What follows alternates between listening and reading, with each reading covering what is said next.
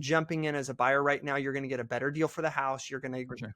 ultimately end up saving more money getting into the house now versus, come springtime. Hey everybody, how you doing? Welcome to actually what we are doing our first Renown Mortgage podcast, our in-home, where we get a time to sit down with our amazing founder, Justice Roberts, and other members of the Renown Mortgage team and just talk about what is going on in this industry right now. I am Sean Walker, your host, and super excited to be here. But first, without further ado, let me welcome our founder, Justice Roberts. Justice, how are you doing today? Doing fantastic. Welcome, everybody. Good. Thanks for listening. Excited we're here today. We want this time to be just an opportunity to educate you, inform you, partner with you on the wild world of mortgages and real estate and how things are going right now especially as we're heading out of 2025 and heading into 2026. And so, Justice, I'm going to throw some questions your way that a lot of our listeners and viewers have had. And so we're going to go ahead and just hit these one at a time and just get your feedback on it. First of all, the question everyone's wanting to know: 2026 is coming. Where do you feel the mortgage market is going to move in 2026 as we crest the end of the year here? So if we're cresting the end of the year, I think, as we're talking about either mortgage rates or just the real estate market in general, I think that we're going to see interest rates continue to trend a little bit lower through the end of the year. And this month will be, we don't have much left of 2025, so we will definitely see how things keep playing out. But the nature of where the Fed's at and what they're kind of paying attention, there's a lot of dissension in where the Fed is at right now as it relates to, are we going to drop the Fed funds rate? Are we going to hold steady here in December?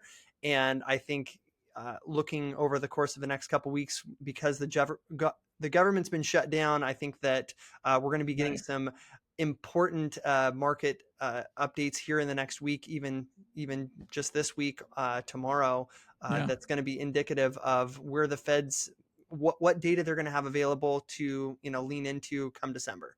So that's a good lead with my next question. What are some of the signals that you're looking for that would support hopefully we're going to trend in a good direction? Well, there's two main things that the Fed is actually looking at. It's maximum employment, and also we have moderate inflation, that we want to see at 2% or below year over year. And right now, I would say that the Fed's main priority, they're always kind of vacillating more towards one or more towards the other. Right. But right now, their focus is very much on employment. And that's why the data that's coming out, for the job reports, we're going to get the BLS, the Bureau of Labor Statistics, job report for the month of September come out.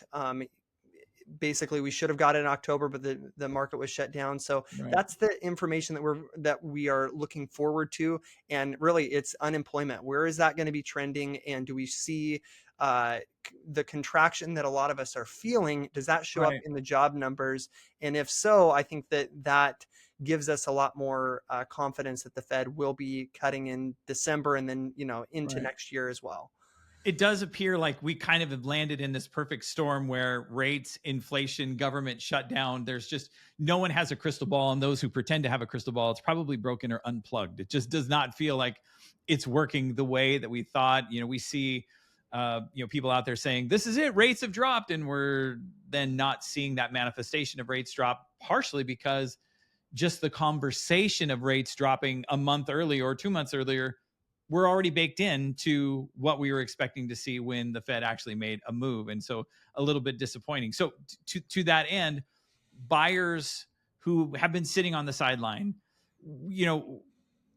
what would you say? Where's the wisdom? And, someone might say, well, is it smarter to wait, or is it smarter to jump in, off the sideline right now? What would you say? Where's the wisdom for, everybody's story is different, but what would you say overall, the overarching sentiment would be for jumping in right now or waiting? Yeah, I mean, I think the advantage is for, in a market where sellers have properties that are sitting on the market a little bit longer, that supports a buyer having a little bit more leverage. So as a buyer getting into the market, I think that before you see interest rates come down, where you're going to have more buyers on the market and there be more competition. I think that buyers win more in this market right now where things are a little bit slower. And Yeah. so my advice would be jump in, look at those numbers. Obviously, like you said, everybody's situation is a little bit different, and we've got to be holistic as far as making individual advice. But Right. I would suggest, generally speaking, jumping in as a buyer right now, you're going to get a better deal for the house. You're going to For sure. ultimately end up saving more money getting into the house now versus, come springtime. Right. So obviously, everybody's situation is different. If you do have that thought crossing your mind, and that is a part of your conversation at the dinner table, a conversation with Justice would be the best option to be able to, even if it's like, we probably feel like we're in a holding pattern, but there's nothing like being in a holding pattern when you're informed with wisdom. When you're informed and armed with, okay, now I know why, and I'm confidently in this holding pattern, or hey, there's something I didn't know, and getting that information from a trusted expert is always going to be helpful. And hey, that conversation is free, so jump on in. So okay, I'm going to put you on a little bit on the hot seat right now. Let's Okay, do it. if you had to make one bold prediction about 2026, okay? So this is free of your crystal ball. It's unplugged. It's broken. You can't use it. This is just Justice sitting here making a bold prediction about what we might see in 2026. What do you think it would be? You know what? I think I'll just go out and say it. I think that we'll see strong home appreciation in Pierce, King, Snohomish counties, Yeah. maybe 10%. If we see enough movement as far as interest rates, enough buyer activity, that's going to pressure Wow. home prices up. I do believe that we're still at an inventory shortage right now. And if the buyer demand is there, I think that home prices follow right along with that. And so my bold claim would be, strong appreciation. We'll say 10%. That feels a little Wow. bit aggressive for me. Maybe Yeah. 7 That's to what we asked for. We 8%. asked for bold. So But that was good. That was so good. there's the bold prediction for you. Yeah, absolutely. Justice, that is absolutely, I mean, I love that one. That would be a lot of homeowners are rooting right now with there's like, I'll take that. I'll take that bold prediction. We'll do that HELOC and be able to buy that car or that boat or that piece of land or that investment property, whatever it is. So we'll take that bold prediction. So hey, absolutely appreciate you jumping on again.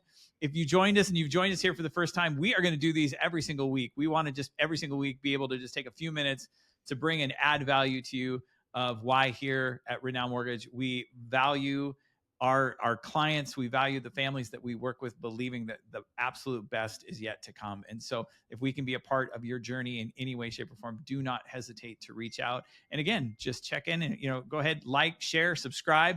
That way you'll be the first one to be notified when things are happening here. So for Sean Walker and our amazing founder, Justice Roberts, thank you very much for checking in. We will see you next week.